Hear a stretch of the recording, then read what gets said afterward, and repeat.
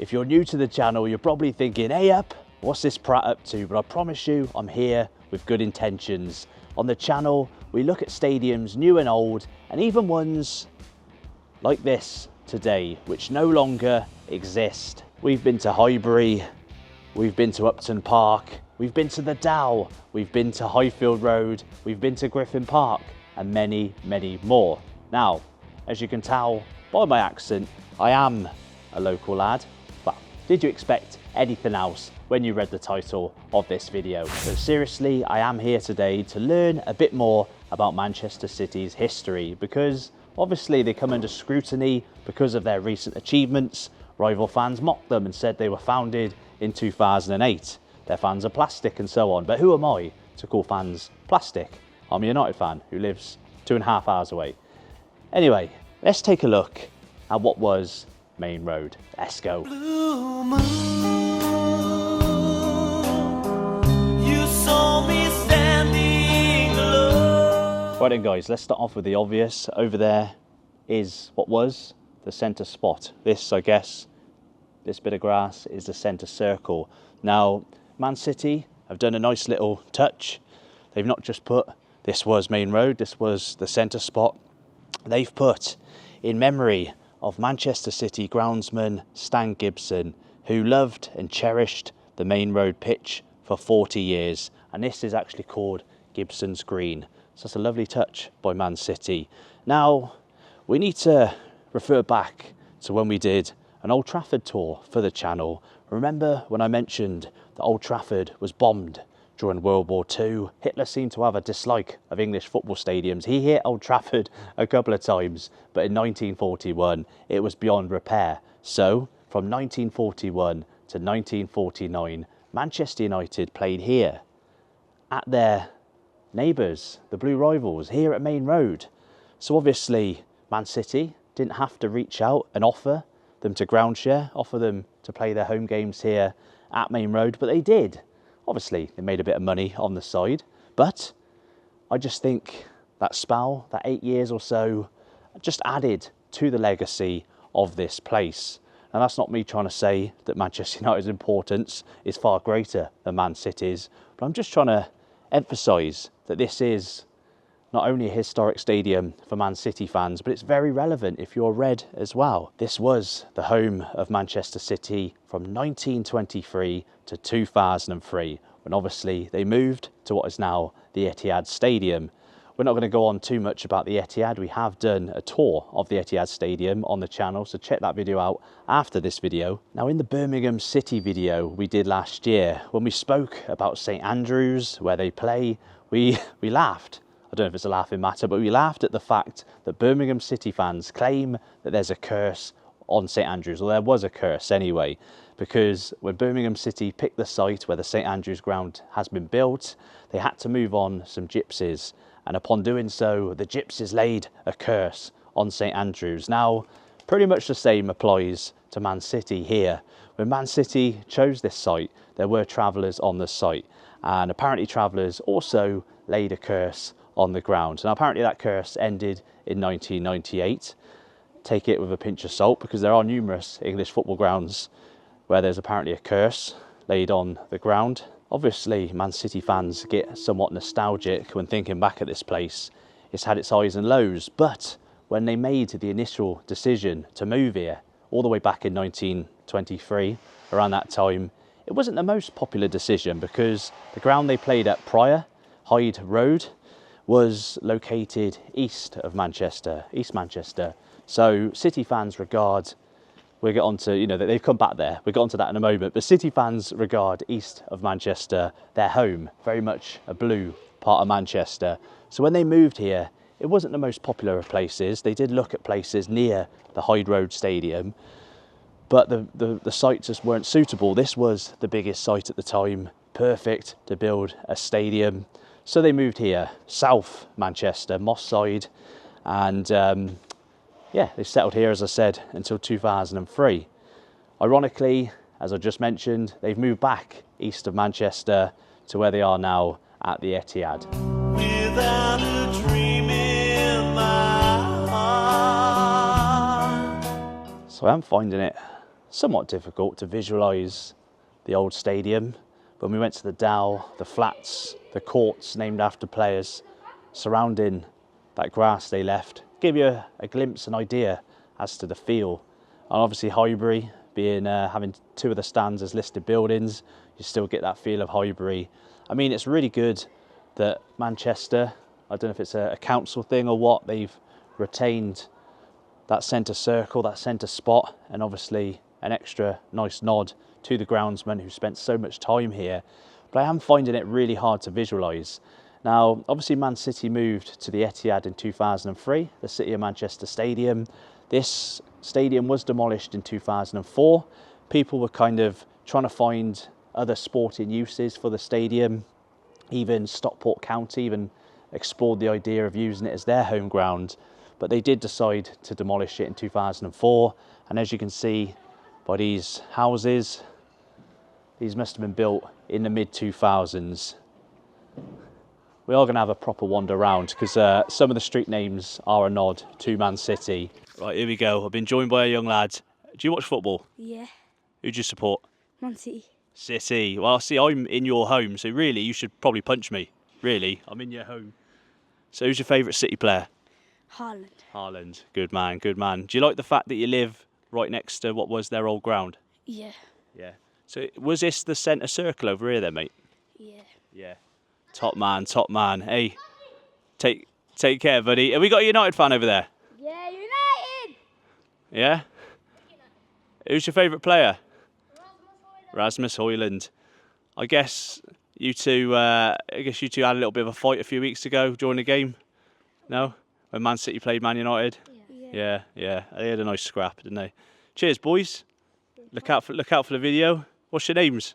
Mohammed. Shazil. Cheers, boys. Right, so I just had to interrupt what I was talking about because the two lads over there are having a scrap over who's better, United or City. Obviously City at the moment, even I'm saying that as a United fan. Here he is. Go on, lads. Absolute carnage. People warn me that it might be a little bit rough around here, but it's very friendly, very nice. So we're going to have a wander around because some of the streets are named after, well, they're a nod to Man City and the legacy. But as we mentioned, the capacity here at the time of closure was 35,150. And if I do look a little bit cross-eyed, I am looking at my notes to the side of the camera.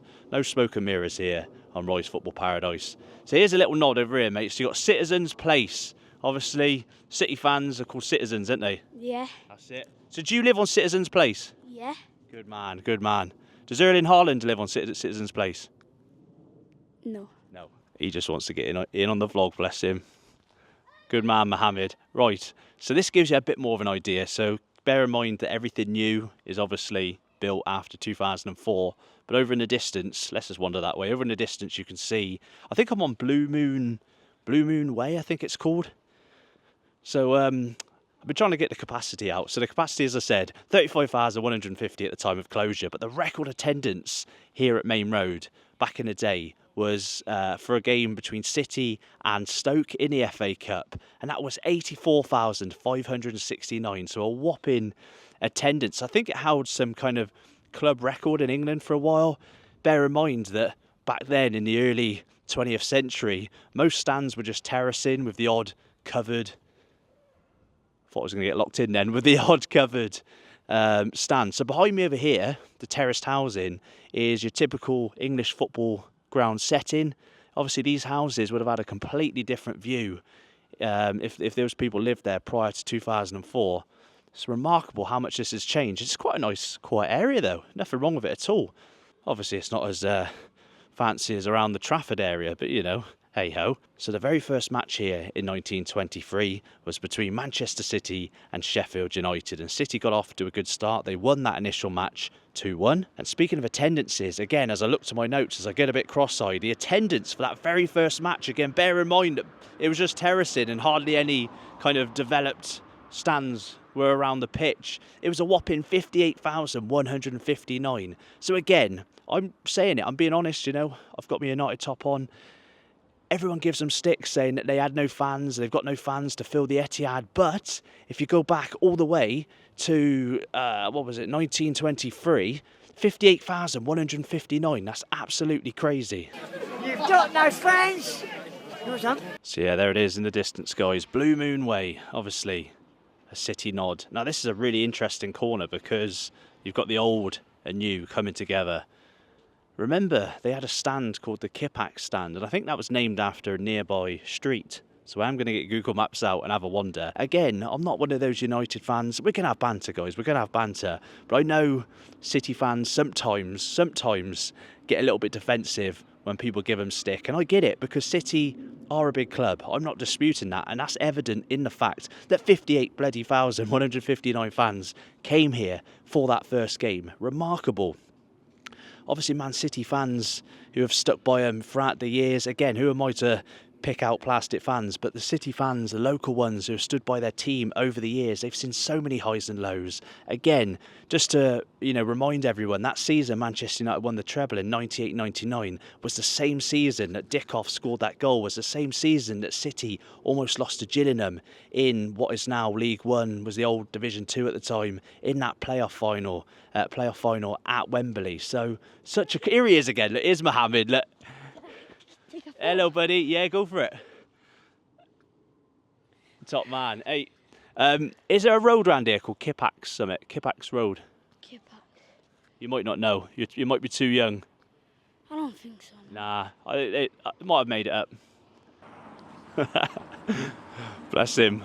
I'm trying to get the flow of this video going, but Mohammed's loving life. Anyway, he has given me a few pointers as to where certain roads are. We are apparently now actually on Main Road, and we mentioned this at Kenilworth Road. A lot of English football stadiums are just named after the road they run parallel with, hence Kenilworth Road, for example. But this, where I'm standing on right now, is Main Road. But see you later, Mohammed. He's a character. So obviously this road would divide. This would have been a stand. Would this have been the main stand, guys? Again, I haven't done my research that much to know what sides were what stands. I'm guessing, I know for a fact that the Kipak stand was opposite to the main stand. Again, correct me if I'm wrong in the comments below. But Kipak's Road is all the way down there by the school. So I'm guessing that stand would have been there, so which would have made the main stand over here, where Blue Moon Way is. Again, correct me if I'm wrong, I'm trying to piece this puzzle together, but I'm having fun doing it. Again, look at the contrast. If we stand on Main Road, we've got the new and we've got the old, the traditional around me here. Now, we've mentioned the opening game here, but the final game, we said they got off to a good start with that win against Sheffield United, but the final game was a bit doom and gloom. They lost 1-0 right here to Southampton. Now, I do have a soft spot for Southampton. You know how much I'm a fan of Matt Letizia. I think Letiz would have retired by that point. I'm not sure who scored that goal. But another fun fact, Main Road, for most of its existence, was or held the record of having the widest pitch in England. That did change throughout the years, because apparently different managers and their different playing styles like the pitch a different size. But for the most part, it did have an extremely wide pitch, and apparently City have kind of continued that legacy of a wide pitch at the Etihad as well. And it did look quite wide when we went there, to be fair. Now again, there's nothing wrong with these. All these houses have got like balconies. I mean, they've not got the best of views. But very quiet, very quiet. Not what I was expecting. Not that I judged City before turning up today. But most old school football stadium settings are quite similar. You know, they're in the heart of the working class. I'm from Cheltenham, originally from Hereford, but in Cheltenham, Wadham Road, where Cheltenham Town play, it's probably not the prettiest of roads, but again, that's where the working class are. And I'm very much working class myself. I said blue moon, sun standing out. Yep, here we go, guys. Kipak Street. So common sense would suggest this little road over here would have led to that big old redeveloped Kipak stand. Now, correct me if I'm wrong, was this the biggest of stands? Obviously, Main Road was kind of known for having lots of different size stands at the point of closure. very kind of lopsided on the one side, but that added to its charm, added to its quirkiness. We love that sort of thing on Rice Football Paradise. Now again, being a United fan, not from Manchester, growing up, I didn't have that hatred for City like a lot of locals would. Again, City were on somewhat of a decline in the 90s. I'm a 90s kid, born in 89. But my earliest memories of City were obviously around this time of playing at Main Road. Would have been the brother sponsor, Georgie Kincladsey, Keith Curl, some lovely kits in the 90s, and obviously Oasis.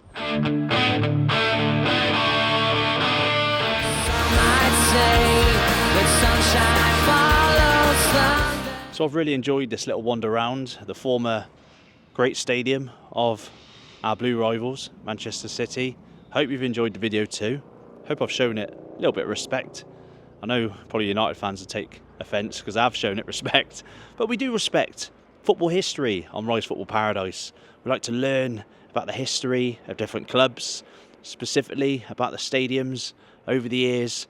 So if you've enjoyed this video and you want to see more videos like this, make sure you tap the like button, subscribe if you're new, and check out some of the videos on screen right now. As of filming this, I'm now off to Nottingham. I've just been to the National Football Museum, so check that video out as well. But I'm off to watch Nottingham Forest versus Fulham. So I'll see you in one of those videos. See you later.